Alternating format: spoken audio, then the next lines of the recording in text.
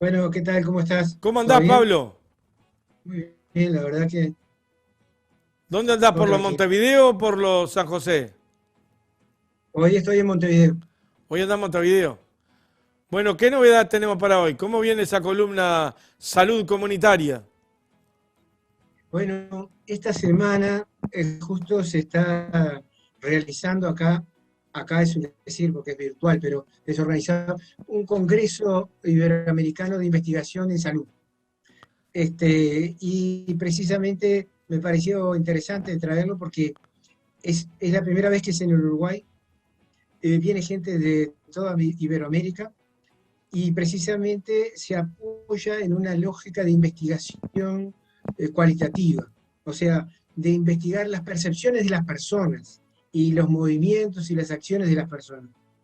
Y eso me pareció una cosa bien interesante, porque nos ayuda a pensar la realidad que tenemos en el país, porque la realidad que tenemos en el país tiene mucho que ver también con lo que pasa en todo el continente, ¿no? Y en parte también con lo que Pablo, pasa perdona que te en América interrumpa, Latina. Pablo, pero para que Dale. quede en el título del video incluso, y yo lo estoy anotando acá, Encuentro de Salud Iberoamericana, Es un congreso de Congreso. investigación, un congreso, el noveno congreso de investigación cualitativa en salud. Bien, gracias. Lo preside un equipo de uruguayos y el presidente es el sociólogo Rodolfo Levín, que fue director del Instituto de Higiene e integra el Laboratorio de Ciencias Sociales de la Salud. Bien, Y gracias. esta semana, el lunes y martes, se realizó un curso previo, el Congreso comenzó hoy, sobre participación social, ciudadanía y participación social en salud, una mirada internacional, que lo brindó fundamentalmente el profesor Mauro Serapioni, que es un investigador italiano que trabaja con Boaventura de Sousa Santos en Portugal, en la Universidad de Coimbra. Y bueno, y ha hecho una cantidad de estudios y presentó un panorama muy interesante de lo que es la participación en salud en los países de Europa del Norte, particularmente en Inglaterra, por ejemplo, que es una experiencia intensa, importante, ¿no? De participación social con consejos de salud, con grandes debates, y también de Europa del Sur. Y luego una presentación sobre la experiencia brasilera, que no sé si todos sabemos, pero Brasil ha hecho una experiencia en materia de construcción de un sistema de salud, el SUS, el Sistema Único de Salud, que fue muy basada en la participación local, ¿no? Se armó desde un movimiento con conferencias municipales de salud, después conferencias estaduales, conferencias federales, o sea, a nivel global de Brasil, y, bueno, y por ahí se fue construyendo y tienen una estructura de consejos municipales de salud en cada municipio. Son 5.000 municipios, hay 5.000 consejos municipales de salud, que se integran 50% por los usuarios, 25% por los técnicos, los representantes de los trabajadores, y 25% por los gestores, digamos, las conducciones de los servicios de salud. Esa es la estructura de todo el sistema. Realmente ha sido una experiencia muy rica, muy interesante, y también se contó ahí. Y bueno, y nosotros desarrollamos una investigación que hicimos desde el año 2016 sobre cómo funcionó la participación social en el Uruguay. ¿Ah? Porque la participación social ha sido uno de los ejes del Sistema Nacional Integrado. O sea, desde el principio el Sistema Nacional Integrado definió, acordémonos que teníamos casi 70 años sin legislar en materia de salud porque no había un proyecto. El Sistema Nacional Integrado salió de esa crisis y construyó un sistema. Y en esa construcción reivindicó la idea de que la salud es un derecho humano y además es una obligación del Estado, ¿no? Es una responsabilidad del Estado asegurar que las personas puedan acceder a una salud adecuada. Y también es una construcción social, es decir, no es solo la asistencia a la enfermedad, sino que implica una mirada sobre la salud que abarca muchos otros aspectos. O sea, desde la vivienda, el trabajo, la alimentación, la educación de nuestros hijos. Hay una cantidad de cosas que hacen a nuestra salud, y además no se puede mirar solo individualmente, porque las personas vivimos en núcleos familiares, y los núcleos, la salud de los núcleos familiares también nos influye. Y vivimos en comunidades, en barrios, y los contextos de los barrios influyen mucho también en la manera como surgen los problemas de salud o cómo se protege la salud, porque no hay que pensar que la salud es solo la pérdida de salud, ¿no? O el desarrollo de patologías. También hay formas de proteger y de promover, de acrecentar nuestra salud, por la positiva, digamos. No solamente prevenir la enfermedad, sino también generar condiciones para tener una salud adecuada, en el sentido de tener las máximas capacidades para desarrollar nuestro proyecto de vida, ¿no? Que es eso de lo que se habla, ¿no? Y al mismo tiempo está muy claro de que cuando hay limitaciones de la salud, también se afecta gravemente otros planos de nuestra vida, ¿no? Alcanza a pensar las escuelas con los gurises que tienen parásitos. Bueno, cuando tenés un nivel de parasitosis importante, eso afecta la capacidad de aprendizaje. O cuando tenés desnutrición, ¿no? Hemos tenido problemas críticos de desnutrición. Tenemos ahora un agravamiento de los problemas de desnutrición, sobre todo en algunas zonas de la población, pero de desnutrición en el sentido de bajo peso al nacer, prematurez, retraso de talla en relación con la edad, y hambre, ¿no? Hambre, o sea, eso existe. Al mismo tiempo también existe sobrepeso y obesidad, y tenemos 56%, 64% de las personas del país, de los adultos, tiene sobrepeso y obesidad. ¿Cuánto ¿no? por ciento? 64%.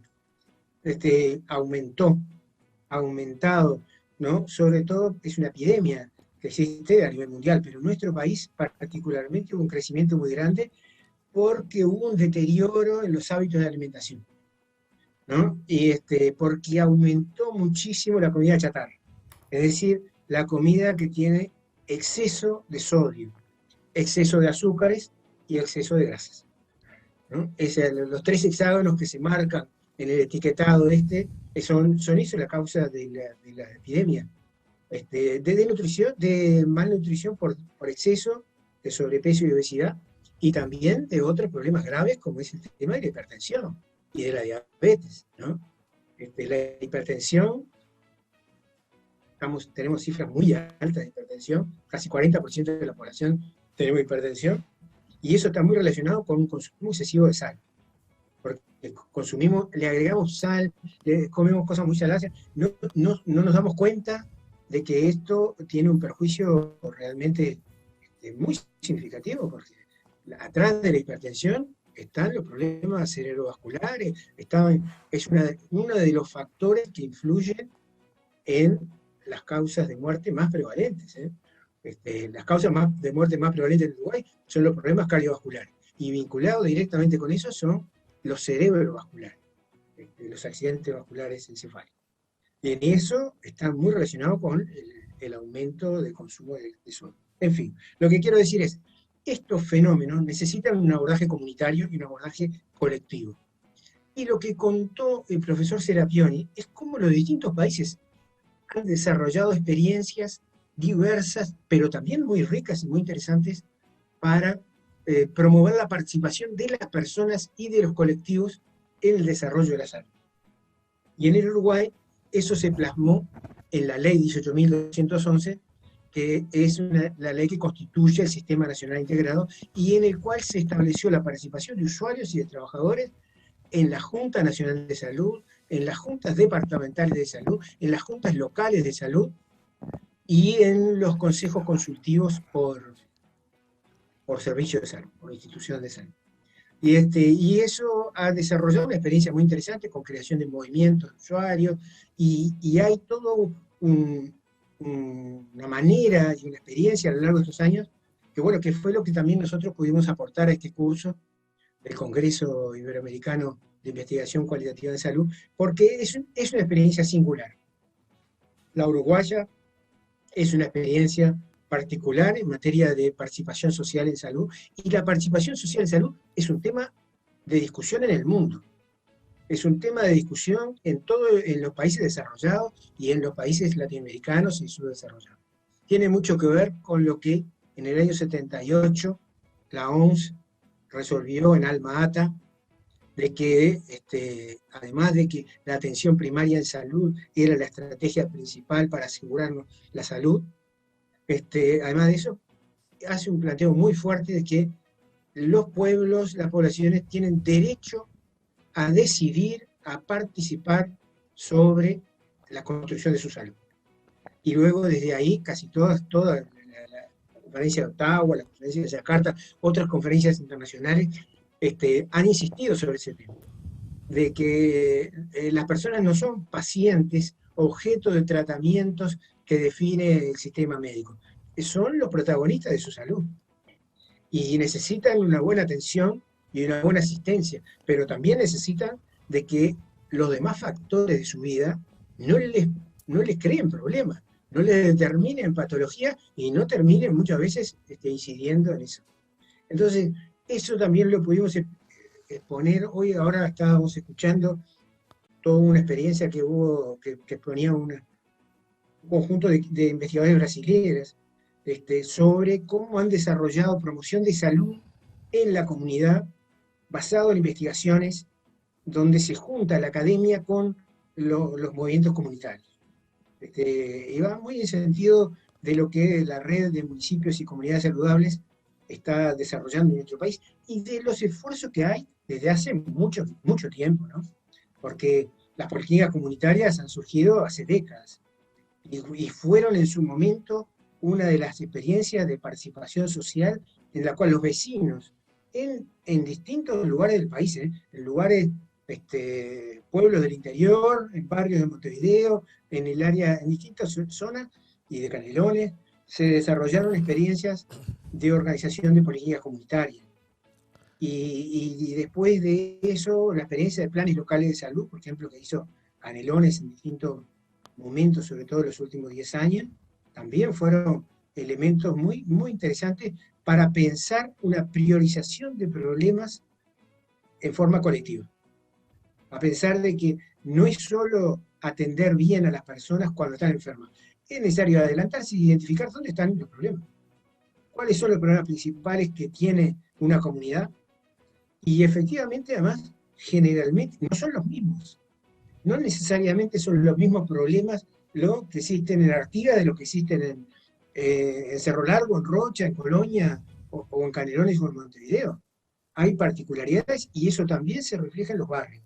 Entonces, cuando Uruguay dio un gran paso al definir objetivos sanitarios nacionales, ¿no? Que según fue un paso, una experiencia que se hizo después del 2015, donde se definieron 15 problemas, y dijeron, bueno, estos 15 problemas, estos son los problemas críticos que tenemos. Y vamos a hacer un plan que incluya a todos los actores, no solamente los servicios de salud. En los temas vamos a promover de que se involucren las empresas, se involucren los municipios, se involucren las intendencias, se involucren los colectivos y los movimientos sociales. Esa lógica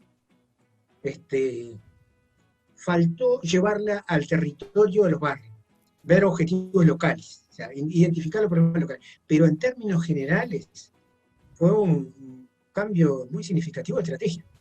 En lugar de pensar cómo hacemos para atender a las personas cuando llegan enfermas, dijimos, tengo que pensar cuáles son sus problemas para tratar de resolverlos antes de que se enfermen, ¿no? Y a su vez, cuando tengo que atenderlos, tengo que pensar cómo se van a rehabilitar, porque no es solo curar a la patología cuando aparece, también es considerar sus efectos sobre la vida de las personas, y sobre su familia, y sobre su interrelación, y sobre los vínculos en el barrio, y pensar esos procesos de rehabilitación y reinserción, también necesita pensar los cuidados, ¿no? Por eso salud y cuidados no son dos problemáticas diferentes, son dos problemáticas que van juntas. Entonces, cuando acá se avanzó en un Sistema Nacional Integrado de Salud, tuvimos que esperar unos años para lograr dar otro paso con el Sistema Nacional de Cuidados. Y ambos son procesos inconclusos, ¿no? Son procesos que hoy, en la realidad actual, la realidad que tiene la pospandemia, ¿no? Y que nos genera una cantidad de efectos sobre la salud y sobre otros planos de la vida, es más necesario que nunca. Es revitalizar la idea de cuáles son los objetivos y pensar estrategias colectivas.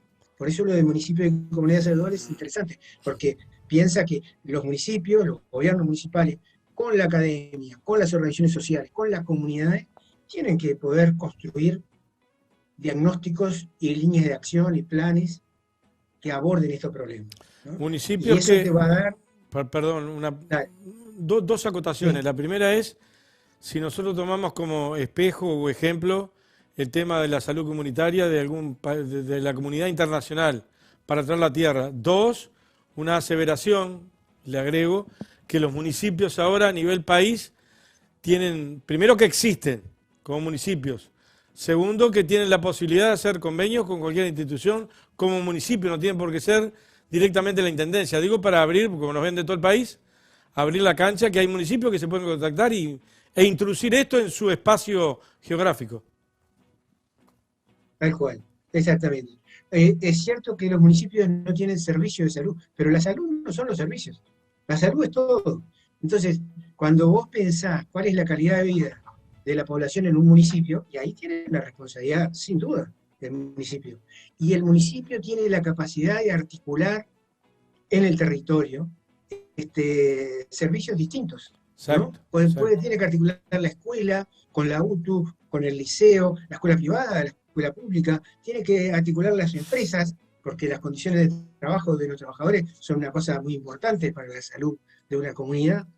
Tiene que pensar los temas ambientales, ¿no? No es lo mismo si tiene un nivel, una fuente de contaminación importante, que está deteriorando, por lo tanto, la calidad de vida de las personas, ya sea en el agua, en la tierra o en el aire, ¿no? Que si no la tiene. Y además es distinto si tiene un buen sistema de recolección de residuos y de reciclaje en origen, que hay una cultura, un proceso para que la gente cuide y recicle las cosas y no se acostumbre a la lógica de uso y tiro, ¿no? Y no me importa lo que tiro porque igual alguien se va a hacer cargo. Sí, pero resulta que al hacerse cargo, está generando no solamente un costo, ¿no? Sino también una afectación del medio ambiente. Y cuando la afectación del medio ambiente llega a niveles de deterioro como los que está llegando en el mundo hoy, eso es una crisis que tiene un impacto sanitario y social muy grande, ¿no? O sea, la crisis ambiental no es un problema de otros, es un problema de todos nosotros.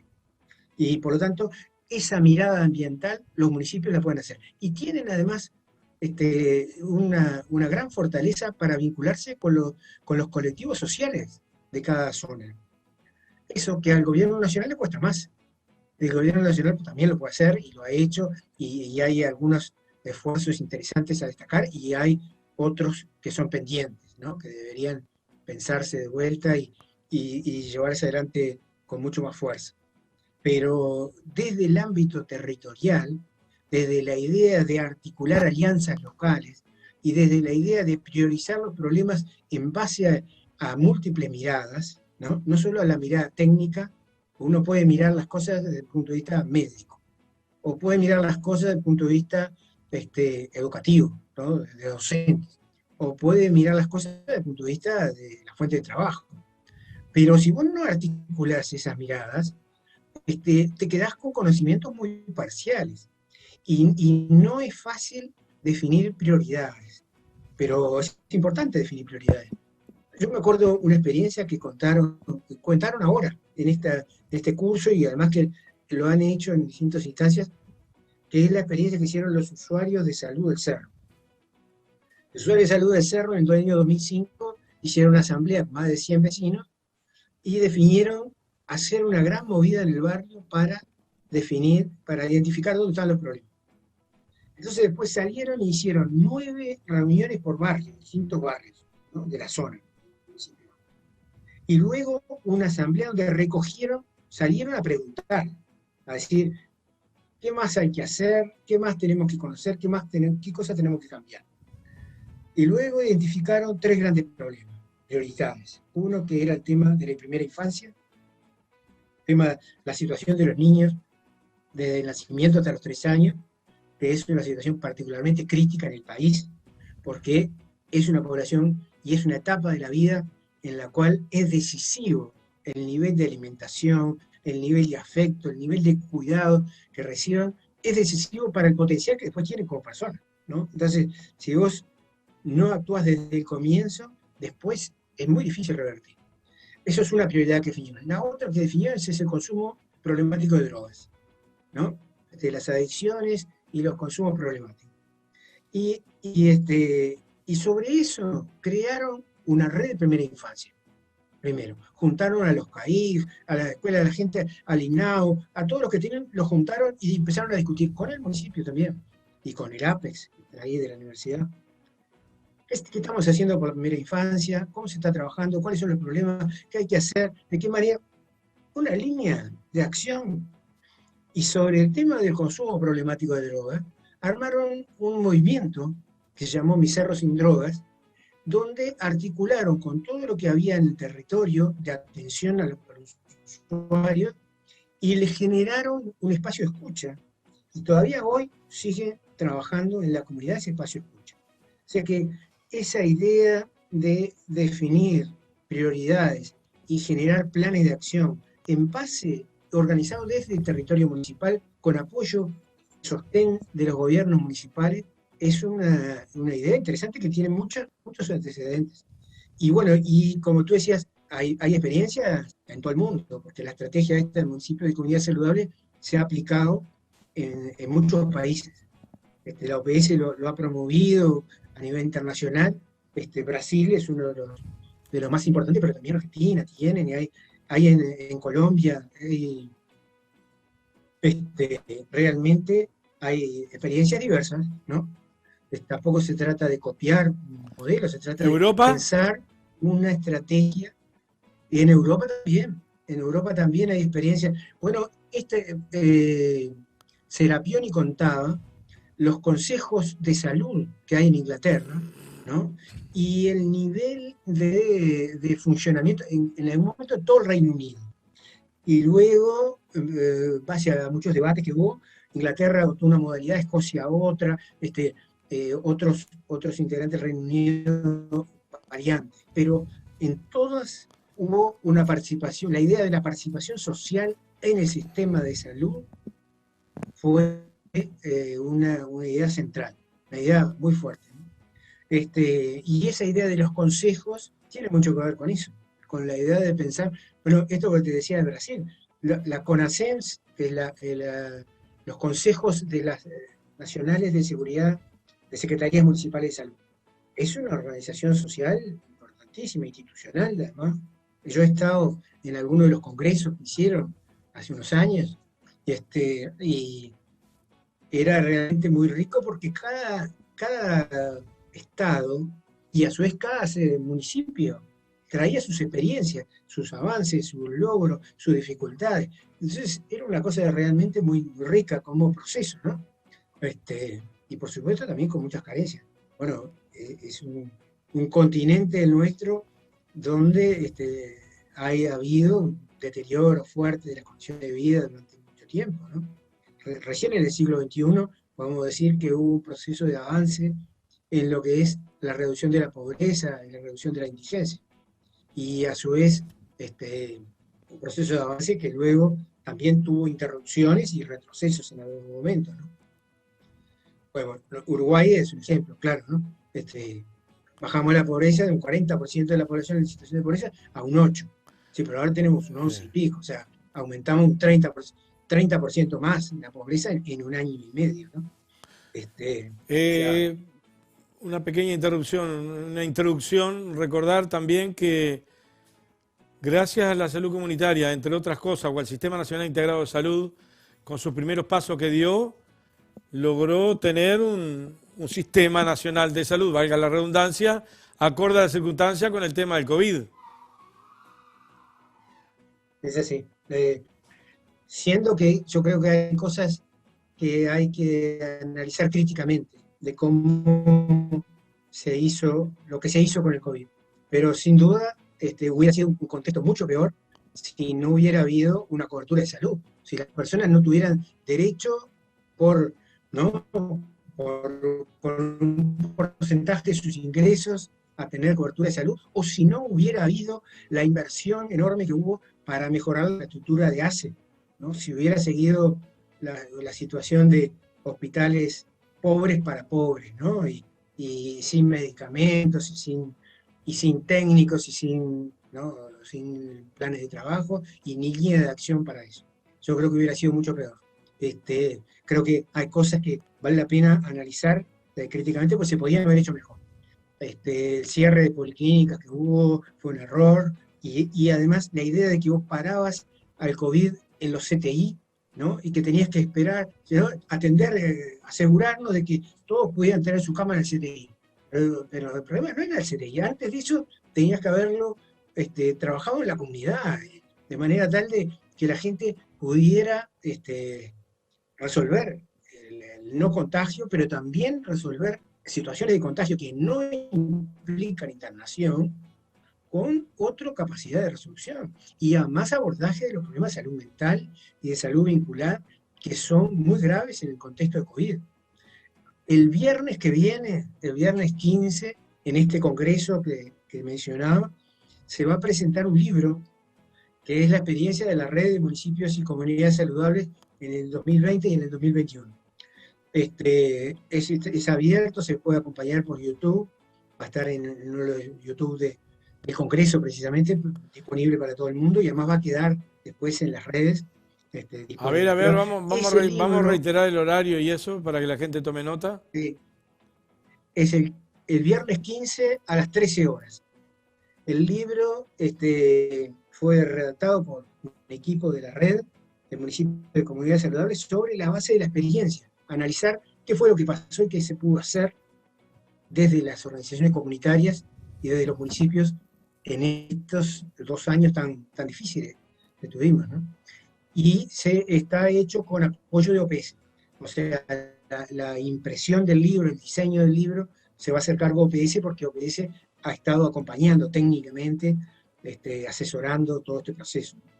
Entonces, yo decía, esa experiencia lo que nos muestra es que fue posible hacer muchas cosas y que la pandemia no debe implicar parálisis, no debe implicar que nos tenemos que quedar todos quietos para evitar nuestro contagio, porque no es un problema de quedarse quieto, es un problema de evitar los contagios, sí, pero al mismo tiempo de resolver los problemas de los vínculos, los problemas de la salud mental, los problemas de salud social, los problemas de la alimentación, y sin perder una cosa con la otra, y sin reducir el problema de la salud solo a un virus, ¿no? Y pensar que tenemos una guerra con el virus. Para no, tenemos una situación sanitaria en la cual el virus es uno de los componentes, ¿no? Y llegó a ser la segunda causa de muerte, efectivamente, y en este año, los primeros meses de este año, la cantidad de fallecimientos por COVID es una tragedia, en términos humanos, ¿no? Y sanitarios. Pero la principal mortalidad sigue siendo cardiovascular, ha sido siempre cardiovascular, y esos problemas cardiovasculares tienen mucho que ver con las condiciones de vida, con los estilos de vida, y con esta lógica de mala alimentación, de sedentarismo, ¿no? De consumos que no nos defienden, no protegen nuestra salud. Y por lo tanto, abordar esa problemática requiere esa priorización, esa planificación y ese protagonismo de los colectivos en todos los lugares, porque yo he escuchado experiencias riquísimas de lugares muy diversos, desde la ciudad de Artigas, a la ciudad de Bella Unión, a parajes dentro de Artigas, a la zona de Cerro Largo, la experiencia cómo construyeron un centro de día, las organizaciones sociales de personas mayores, en Melo, ¿no? Es muy interesante porque juntaron a todo el mundo, se movilizaron, y antes de la pandemia, ¿no? Y llegaron a plantearse no un hospital, atenderse cuando tuvieran que internarse. Un centro de día para compartir y generar instancias comunes de protección de la salud, para los adultos mayores que sí que podían concluir. Pablo, Sí, porque yo no lo conozco, ¿qué es un centro de día? La primera vez que lo escucho, un, ce- pido disculpas. un centro de día es una experiencia que existe en muchos lados. Bueno, en Juan Lacase existe uno que fue muy interesante, es muy interesante la experiencia también, que son centros, bueno, en Montevideo hay, en Cardenal también, y hay, forman parte del Sistema Nacional de Cuidado, pero Ah, algunos ya existían de antes, que son lugares donde las personas mayores van para participar en actividades, para participar ¿no? en elementos de cursos, en instancias, en juegos, en salidas. Eso que las asociaciones de jubilados y pensionistas, las AJUPEN, además las han hecho, los que integran UNASPO, lo han hecho muchas veces a lo largo. Los centros de día es un local y una institucionalidad que forma parte de la política de cuidado. ¿Y para qué? Para que las personas protejan su salud y prevengan la dependencia, ¿no? No solamente el cuidado no es solo para las personas que necesitan una ayuda para las cosas más cotidianas, ¿no? Que necesitan un asistente personal, que necesitan alguien que les cuida, que les ayude a comer, o a ir al baño, o a caminar. No, el cuidado implica de que las personas lleguen a envejecer saludablemente. Y el centro de día es clave realmente, es una experiencia formidable, porque con sus variantes, porque no todos han tenido la misma metodología, pero todas las que yo he entrevistado y conozco, generan un espacio de posibilidades para las personas muy rico, muy interesante, muy ¿cómo, variado. cómo se proyecta eso, lo que estén mirando el programa? ¿A través del MIDES? ¿Se organiza a través de un Sí, municipio? ¿Cómo sale eso? Lo que están mirando ahora y es una, dicen, en mi barrio no hay. es una alianza. Las mejores experiencias son una alianza entre el municipio, la intendencia, el MIDES y las organizaciones sociales de la zona. Esas son las mejores experiencias, porque ahí hay no un sistema estatal que viene y se inserta y no escucha, ¿no? Porque le parece que las cosas hay que hacerlas así, sino hay una política de articulación donde una cosa la pone uno, ¿no? Por el local lo pone la intendencia. Los servicios, tales tipos de cosas, los traslados lo pone el municipio. Las actividades educativas las pone el equipo que se contrata en MIDES, o viceversa, o distintas modalidades, ¿no? Es esa idea de alianzas locales para construir centros de día, yo creo que es la principal estrategia de cuidados, de prevención de la dependencia y de apoyo a los procesos de envejecimiento saludable. Porque ahí vos podés hacer promoción de salud, podés hacer educación de salud, podés construirlos como promotores sociosanitarios a esas personas. Y a su vez que se cuiden a sí mismos, cuiden su salud, pero también ayuden a cuidar la de los demás, o la de su familia, o la de su comunidad. Es una herramienta interesantísima.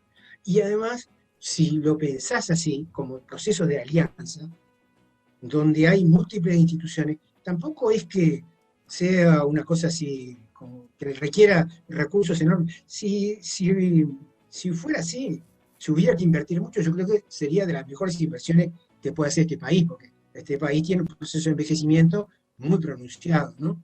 Pero además, esa estrategia de articulación territorial, ¿no? Como parte de municipios, comunidades saludables, donde hubo los 3 niveles de gobierno, pero también otros actores locales. En todos lados hay muchos actores locales. Y hay que escuchar a la gente y darle pelota a las organizaciones que la gente construye. ¿Para qué? Para crecer. Entonces, esas posibilidades, yo creo que son muy importantes y van al territorio, hacen la salud comunitaria. O sea, son una mirada que no es solo pensar en la patología más rara que le va a pasar a 100 personas en 3 millones, ¿no? Y claro, para esas 100 personas es un drama terrible, y lo es, estamos completamente de acuerdo. Pero, ¿y los otros? ¿No? Y además, ¿cómo haces para que esos ese conjunto tenemos más del 20% de la población que ya tiene más de 60 años, ¿no? Y eso sigue creciendo en este país. O sea, eso es imparable y es un gran logro. Es un gran logro para el país que las personas no se mueran a los 40 o no se mueran a los 30, ¿no?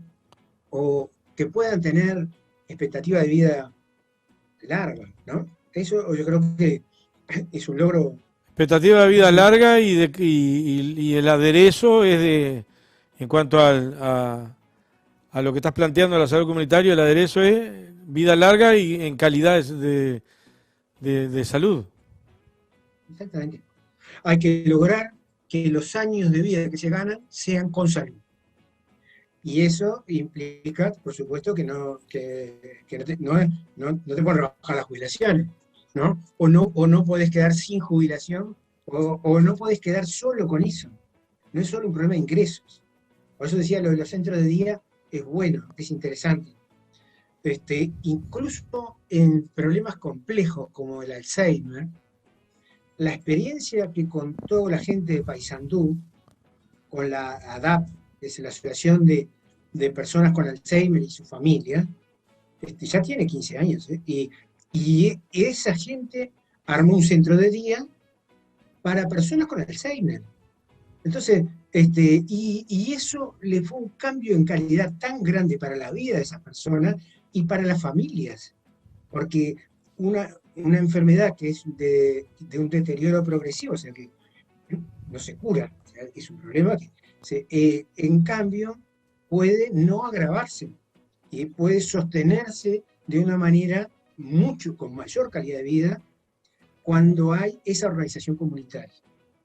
Y eso que hizo ADAP, ¿no? Se puede hacer, por supuesto, no solamente con relación a esas patologías que son graves, ¿no? Pero si antes de eso, eso es una de las formas de evitar las patologías, retrasar la dependencia, alargar la vida con salud, que es precisamente el gran desafío, ¿no? No solo vivir más años, sino vivirlos con salud y vivirlos con un sentido de la vida, ¿no? Porque una de las cosas importantes de la salud es tener un proyecto de vida, es saber qué es lo que uno quiere hacer en la vida y tener condiciones para avanzar en eso, ¿no? Y eso puede ser cosas muy variadas, cosas que uno dejó pendiente en otras etapas de la vida que no las pudo hacer, o cosas que le aparecen ahora, pero sobre una base clave que es salir del estereotipo de que las personas mayores tienen que ser pasivos. Ese nombre, ¿no? Ellos hablan de los pasivos y los activos, es lo mismo que hablar de pacientes. Si vos, Sí, al sí. usuario, a la gente que atiende en la salud, le decís que lo reducís al rol de paciente, porque querés que se tenga paciencia. Pero con paciencia no se arreglan las cosas, se arreglan haciendo que funcionen mejor. Y con los pasivos pasa lo mismo. Hay un estereotipo que piensa que las personas mayores, como los discapacitados, como los niños, no pueden tener un rol muy activo, porque ya no pueden, porque no tienen esa capacidad. Y es un error, porque siguen teniendo muchas capacidades distintas, capaz que algunas que tuvieron no te para la vida, pero siguen siendo un factor clave para construir una sociedad mejor, ¿no? No solamente para ellos, para cada uno de nosotros, digamos, sino para el resto. Entonces, esa manera de mirar la salud es la que apareció en este congreso, es la que con todo Serapioni, el proceso del profesor Mauro Serapioni, que es un especialista, una persona realmente brillante, sino que es una experiencia de muchos países. Esto no es un problema particular de nosotros, no tenemos este envejecimiento solo nosotros, es un problema general y es una gran logro de nuestra sociedad, ¿no? Nos tenemos que ir, nos Pablo. obliga. Dale. Bueno, era eso que quería comentar. Era Invitarlos a eso, todos al era diálogo. eso, es más que importante lo que comentaba en el día de hoy, que yo te sigo tirando cosas que voy pensando, se nos va la hora largo, ya llevamos como 40 minutos y está más que interesante. Te puedo asegurar que la primera charla fue muy buena, yo ya estoy poniendo puntaje a los compañeros acá. Es excelente, no, porque yo estoy mirando el chat, que vos no lo estás viendo, y hay mucha gente que está participando y como lo que dijo Pinto el otro día, hay mucha cosa o lo que dijo Viera o Agassi. Hay muchas cosas que la población, ya sea nuestros dirigentes, por razones de tiempo, por razones de estar en el gobierno o en los diferentes gobiernos, muchas veces no tenían la tarea pedagógica de comunicar y enseñar. Y yo estoy aprendiendo. Y también fui dirigente y estas cosas no las sabía, Pablo. Pues sabes que me escribió a partir de la audición pasada, de la columna pasada, me escribió uno de los oyentes para plantearme la preocupación con hacer prevención al suicidio desde la comunidad y en los jóvenes. La verdad es que hablamos del tema, bueno, me pareció muy interesante y hizo un buen planteo este oyente, Bien. que yo agradezco la opinión y además me parece bien bueno esto de que, bueno, a partir de lo que, ¿no? Se genera un intercambio, un diálogo. Dame tu mail, que ya me lo pasaste a mí acá, pero decirlo al aire para que la gente te haga preguntas. A ver, lo que andan por ahí. Anoten, si no queda colgado en el YouTube. Anoten, vamos con el mail. El mail es muy sencillo. Es pabloanzalone@gmail.com. Pablo Anzalone con Z, pabloanzalone@gmail.com. Ahí va. Gracias, Pablo. Nos vemos dentro de 15 días. Bárbaro, gracias a vos, Lecho. Y gracias por estar. Y a la audiencia, saludos.